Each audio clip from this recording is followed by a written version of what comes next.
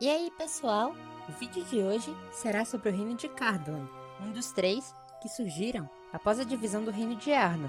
Antes de começar, deem aí o like e se inscrevam no canal. Deem também uma olhada no vídeo sobre Rhudaur, um dos outros três reinos.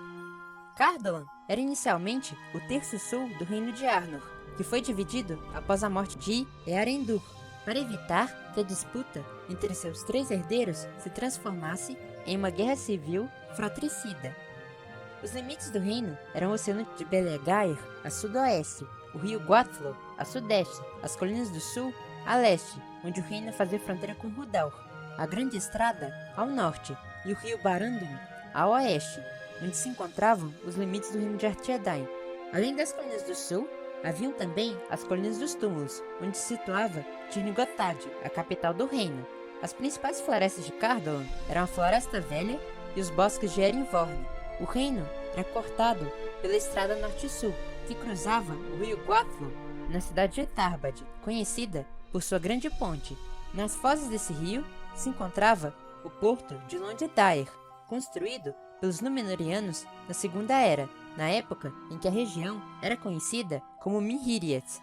Após a divisão de Arnor, em 861, os reis de Cardoon continuaram a disputa com os monarcas de Arthedain e Rhudaur, já que os três reinos reivindicavam a fortaleza de Amon-Sul, também conhecida como Topo do Vento, onde se encontrava um dos 7 Palantiri, pedras capazes de se comunicarem umas com as outras e mostrarem visões de lugares distantes do passado e do futuro. Após o estabelecimento do reino de Angmar pelo rei Bruxo, por volta de 1300, esse começou a influenciar a política de Cardoon e também de Rhudaur, induzindo seus governantes a entrar em guerra com Arthedain. Não é conhecido como se deu exatamente o processo em Cardoon, se o rei se livrou da influência dos espectros do Anel, se houve uma contra-conspiração de nobres ou uma revolta popular que levou à sua deposição, antes que a influência maligna de Angmar produzisse efeitos nefastos. Porém, o desfecho dessa intriga é explícito na obra de Tolkien, que relata que Cardoon chegou a um acordo com o rei Argeleb I de Arthedain, que passou a governar aquelas terras, reunificando 2 dos 3 reinos.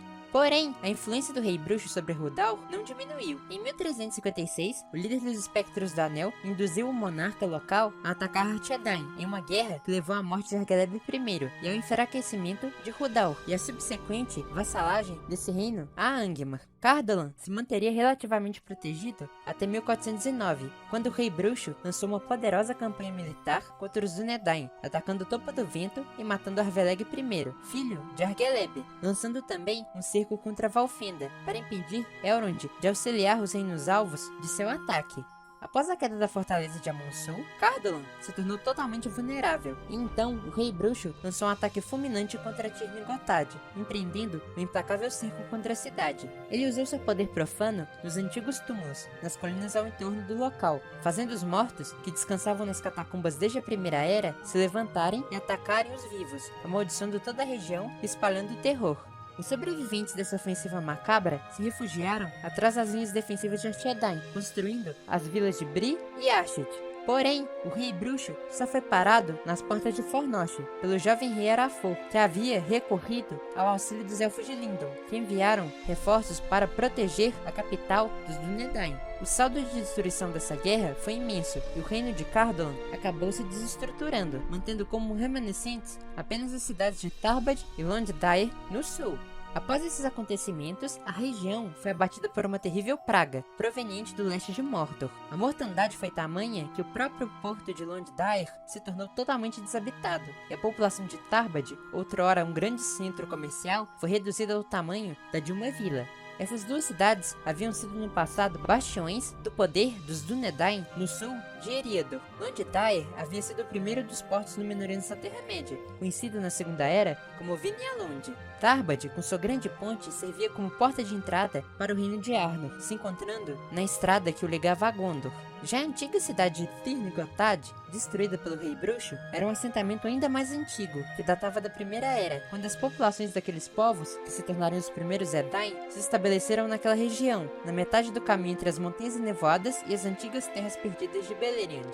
Porém, após a pestilência, o número de criaturas tumulares se multiplicou e a população da região passou a ser cada vez mais ameaçada pelo poderio sombrio do Rei Bruxo. A despeito das contínuas tentativas de renovação de alianças com Gondor e com os Elfos, o reino de Arthedain sucumbiu em 1974. Já o reino de Angmar foi derrotado no ano seguinte por uma campanha militar conjunta de Arnur, rei de Gondor, com os Elfos de Lindon e os de Valfenda, liderados por Glúthindel, herói élfico retornado das Terras Imortais. Já Tarbad continuou parcamente habitada até os últimos séculos da Terceira Era, quando uma grande enchente destruiu sua outrora magnífica ponte. Tal desastre inviabilizou a economia do que restava da população da cidade, que migrou para Bree e outras localidades de Eriador. A região só voltaria a ser habitada no início da Quarta Era, quando o rei Elessar Telcontar, nascido como Aragorn II, refundou o reino de Arnor e estabeleceu uma política de repovoamento daquelas terras.